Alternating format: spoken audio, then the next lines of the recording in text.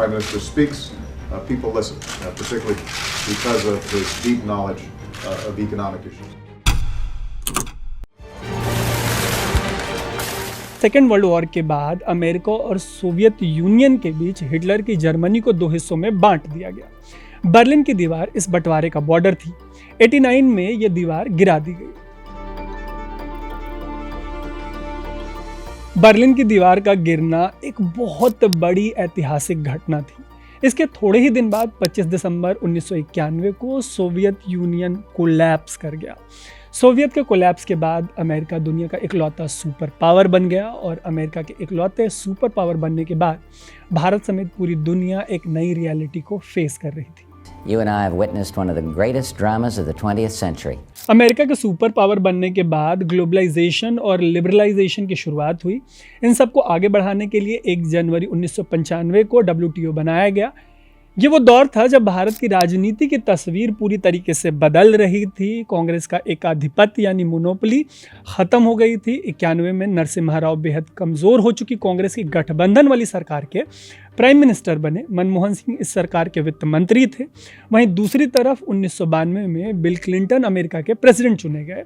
ये वो दौर था जब बैलेंस ऑफ पेमेंट की क्राइसिस की वजह से भारत ने अपने बाजारों को खोल दिया और 90 के दशक में अमेरिका के साथ भारत के रिश्ते जो है वो रॉकेट की रफ्तार से आगे बढ़ने लगे।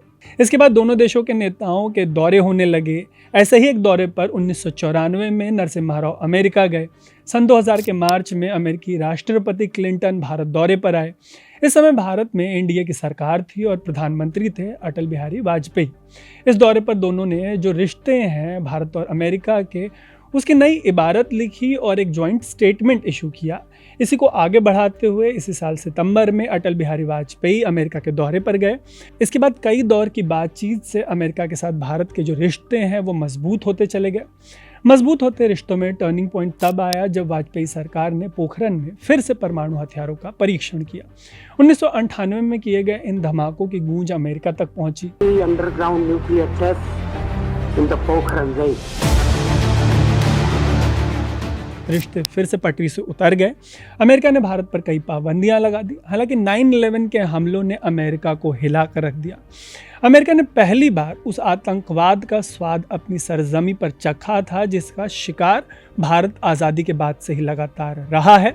भारत लगातार यूएन में पाकिस्तान के आतंकवाद का मुद्दा उठाता रहा, लेकिन 9/11 के हमले से पहले अमेरिका ने कभी भी इस पर गौर नहीं किया, उनके कानों पर जूं तक नहीं रेंगी। खैर, 9/11 के हमलों के बाद अमेरिका का रुख भारत को लेकर तेजी से बदलने लगा। इसी बदले रुख की वजह से 2006 में अमेरिका भारत के न्यूक्लियर टेस्ट से आगे बढ़ चुका था। इसी साल 2 मार्च को पीएम मनमोहन सिंह ने अमेरिका के बुश सरकार के साथ civil nuclear cooperation agreement sign किया। इस डील के बाद भारत और अमेरिका के रिश्ते हमेशा के लिए बदल चुके थे। ये रिश्ते इतने बदल चुके थे कि जब मनमोहन सिंह के पीएम रहते प्रेसिडेंट बराक ओबामा ने उन्हें लेकर एक बात कही तो पूरी दुनिया ने ये बात बहुत गौर से सुनी। Prime Minister speaks, people listen, particularly because of his deep knowledge of economic issues. आपने बिल्कुल ठीक सुना। ओबामा ने तब कहा था कि मनमोहन सिंह जब बोलते हैं तो पूरी दुनिया सुनती है।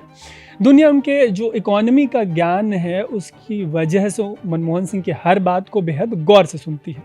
मनमोहन सिंह के दौर में यूएस इंडिया रिलेशंस एकदम हंकी डोरी रहे। बीच में देवयानी खोबरागड़े जैसे डिप्लोमेट की वजह से, उनके अरेस्ट की वजह से दोनों देशों के बीच में बवाल हुआ, लेकिन ऐसे बवाल से दोनों देशों के रिश्ते जो हैं वो बहुत ज़्यादा प्रभावित नहीं हुए।